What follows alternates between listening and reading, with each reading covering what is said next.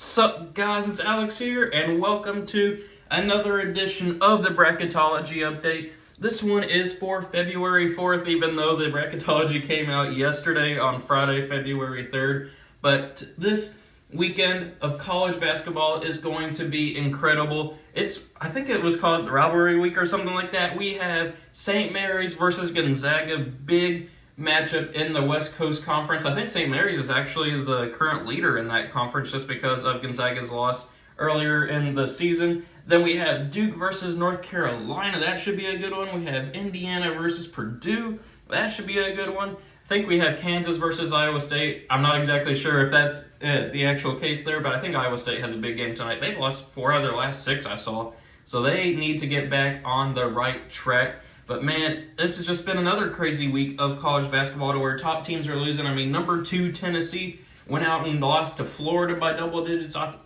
thought Tennessee had turned the corner. I thought the loss to Kentucky was just kind of a one-off type thing. But, I mean, really, there's only one team in the nation that is consistently performing night in and night out, and that is Purdue. But will they win the actual championship? I don't know. We'll see what happens once we get into my bracket predictions. But man, I am so excited for the NCAA tournament. It is less than 50 days away. I mean, we're in February now, about a month away. Just so excited for it. But anyway, let's go ahead and take a look here at the bracket watch. Top overall seed is Purdue.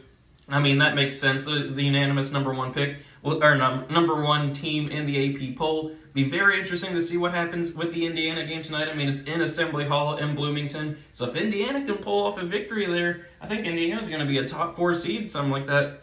First team out is Texas A&M, and then the last team in is Oklahoma State. That should be, I mean, those 2 teams there, I think that they're probably both tournament teams. I mean, I honestly think Texas A&M might be slightly better than Oklahoma State, but I mean, they're separated by 1 team, so I mean, it's not anything too crazy. Taking a look at the bubble, we have Northwestern, New Mexico, which New Mexico, they were the last undefeated team in college basketball this season, but they've lost like 3 games in the last month or something like that. They've lost another one this week. They are starting to fall down on the bubble. Then we have Arkansas, which was a number 1 seed at one point. They've been one of my favorite teams, or not favorite teams, but one of those teams I've kind of put my foot in the sand for, believing in that team, but I mean, they just aren't performing for that belief. I may have to change my opinion on that. I mean, as probably an 11 seed in this bracketology, I can't remember off the top of my head. I mean, they could be a sleeper team, but I mean, they have to start winning games to make me believe that. Then we have Memphis as well. Last four in are Kentucky, who have a big game against Florida. I mean, Florida also has a big game against Kentucky. You'll see in a second. West Virginia, Nevada, and Oklahoma State. First four out are Texas A&M, Florida, as I mentioned, Kentucky and Florida. Big bubble game today. And we have Oklahoma and Charleston. Then the next 4 out are Wisconsin, Seton Hall, Penn State, and Arizona State. So taking a look here at the bracket, we'll take a look at some of the movements. We have Boise State up to a 9, VCU back as the automatic qualifier, Duke down to a 6, Nevada and Oklahoma State both new to the field in the playing game there, USC down to a 10. Then if we take a look over there in the Midwest Regional, we have Michigan State down to an 8, Pittsburgh up to a 9, West Virginia down to an 11. Then if we continue to look, we have Maryland up to an 8, Clemson down to a 9 after, I think they got upset by Boston College this week. That was not a good loss for Clemson. Then we have Rutgers up to a 5, which Aiden Terry, he went to high school with me. I know him. He's one of my, or not one of my friends or whatever, but I know the guy. I like the guy. He hit a 3 for Rutgers, and the crowd went crazy at the end of the game this week. That was an amazing moment to see. Then we have Miami up to a 6. Arkansas, as I mentioned earlier, down to an 11. San Diego State up to a 7. Northwestern down to a 10. And then if we take a look over there in the East Regional, you'll see that we have a new number 1 seed. We have Kansas taking the spot of Tennessee. Kansas up to a 1. North Carolina down to a 9 after losing to Pittsburgh. Then we have Hofstra new to the field as a 13. Iowa up to a 7. Florida Atlantic, they did lose to UAB, so now they have 2 blemishes on their record. They were making their way up to like an 8 or 7 seed at one point, but now they're down to a 10. And then Tennessee, as I mentioned, they are down to a 2. So those are the changes here in the bracketology. And as you guys know, every single time that there's a new bracketology, I just update this bracket here. I get it from vertex42.com, and I just fill in the teams for every bracket that I do. Something fun that I like to do. But before we get into the predictions here, if you guys are watching at this point in the video, I've started to do this and I think it's working out pretty well. Instead of just skipping to the end to see who wins the championship from my predictions, I like to reward people. I like to see who's been watching the entire video through to see who is actually a true viewer and helping that audience retention, and not just skipping to the end to see who I picked to win the champion. So if you're watching at this point in the video, comment down below the word, what do we want to go with? Let's go with enchilada. Had some Mexican food yesterday. Enchilada is what we'll do. So if you're watching at this point in the video, comment enchilada below so I know that you're watching the video through and checking out all the predictions. But now, 5.5 minutes into the video, let's get started on these predictions. So up first, obviously we're going to have Purdue beat the winner of Southeastern Louisiana and Fairleigh Dickinson, if I can pick Purdue. Then we're going to go with NC State, moving on past Boise State. Then we're going to go, I really want to think about pulling off the upset here with VCU over UConn, but I'm just not a believer in VCU this year. So I'm going to go with UConn there. Kind of a type of pick, but I'm just not a believer in VCU. Then we're going to go TCU beating Louisiana. Duke hanging on against the winner of Nevada and Oklahoma State. Then we're going to go with Marquette here, moving on past Princeton. Then Missouri beating USC, along with Texas beating Eastern Washington. So yes, I know there's no upsets here in the first round of this bracket, or the region, whatever you want to call it, over there. But we'll see what happens throughout the rest of the term. I just don't see an upset happening right there. Maybe VCU over UConn and maybe USC over Missouri, but I just don't see it happening elsewhere. First spot in the Sweet 16, Purdue's going to move on there past NC State. Then we'll have TCU moving on against UConn, Marquette hanging on against Duke there, and then we're going to go with Texas moving on past Missouri, which this first spot in the Elite Eight, this kind of upsets me. It's just the way that the bracket shakes out. On Tuesday's Bracketology, TCU was in a different regional, so I had TCU. I want to say I had them in the national championship game. I know for sure that I had them in the Final Four, but the way that the bracket shook out this time around, they are now in the regional of Purdue. So instead of going to the Final Four or national championship game, they are bowing out here in the Sweet 16. Purdue will advance on to the Elite Eight. Just the way the bracket works, that's just the crazy. That's the part I love about March Madness so much, is that it's just all based on who's bracketed where.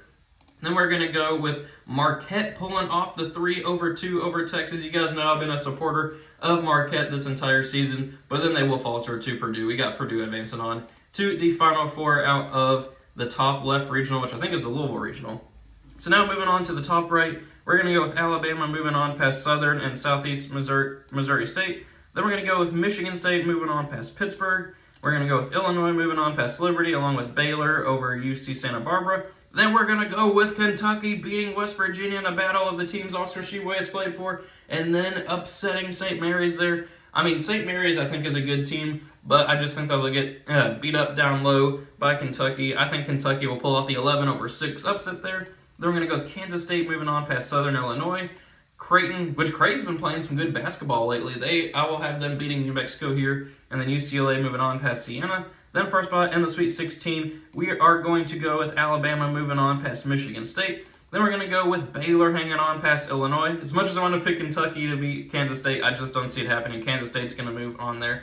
And then I'm going to go with an upset pick here. I'm going to go with Creighton. I just mentioned that they've been playing great basketball as of late. I think they were a top 10 team at one point too, maybe like number 8 or something like that, near the start of the season. I think that team is starting to turn a corner. UCLA, maybe I'm just a UCLA hater or something like that, but I'm just not believing in that team as of this moment. So I'm going to go with a 7-2 upset there. So for a spot in the Elite Eight, we are going to go with Alabama moving on past Baylor, and then Kansas State moving on past Creighton. But then for a spot in the Final Four, I'm going to do it. I'm going to have 3C Kansas State moving on past Alabama there. I think Alabama deserves to be in the Final Four, but Kansas State I think also deserves to be there too. I got Kansas State advancing on in that regional. So now we go down to the bottom right one. Houston's going to advance on past Maryland Eastern Shore, obviously. Then we're going to go with Maryland moving on past Clemson. You know what? I'm going to do it. I'm going to have Oral Roberts upsetting Rutgers there. We got to have some upsets here in the first round. Max Agnes beating Rutgers. I believe in Rutgers. I think that they can make a run in the NCAA tournament, but I got to have some upsets in there. Got to have Oral Roberts winning at some point. Then we're going to go with Iowa State moving on past Utah Valley. Arkansas pulling off the 11-6 upset over Miami. Gonzaga beating the Fighting Toothpaste. Then we're going to go with Northwestern pulling off the 10-7 upset over San Diego State. And then Arizona beating UNC Asheville. So then for a spot in the Sweet 16, we got Houston advancing on past Maryland. Then we're going to go with Iowa State putting an end to Oral Roberts' potential Cinderella run. Then we're going to go with Gonzaga moving on past Arkansas. As much as I want to pick Arkansas to win that one, actually, you know what? Let's do it. Let's have Arkansas pull off the 11/3. It's the February 4th edition of the Bracketology. Let's have some fun here. And then we're going to have Arizona moving on past Northwestern. Then for a spot in the Elite Eight, we are going to have an upset. We are having 4-seed Iowa State upsetting Houston there. We almost never see 4 number 1 seeds in the Final Four, so I'm going to have Iowa State moving on past Houston there. And then we're going to go with another upset. We are going to go with Arkansas continuing their run as an 11 seed.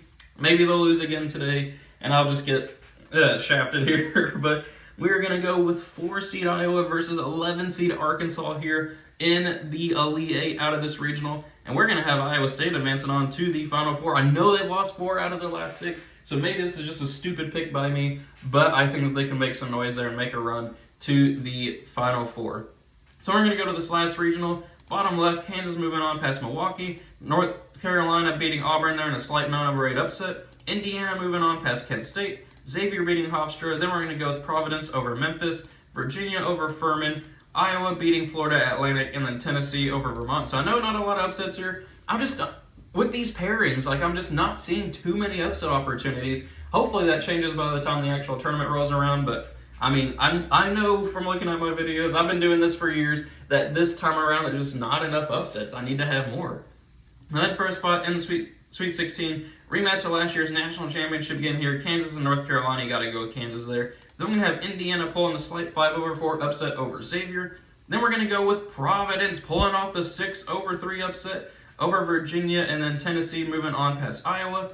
Then for a spot in the Elite Eight, we're going to go with Indiana. They've been on a roll as of late. I do think they ended up losing by 10 or something like that. Can't remember who was too early this week, but I think that Trace Jackson Davis and Indiana could make a run here in the NCAA tournament. Moving on past Kansas, 5/1 upset. Then we're going to have Tennessee moving on past Providence. But then for a spot in the Final Four, we are going to go with Indiana.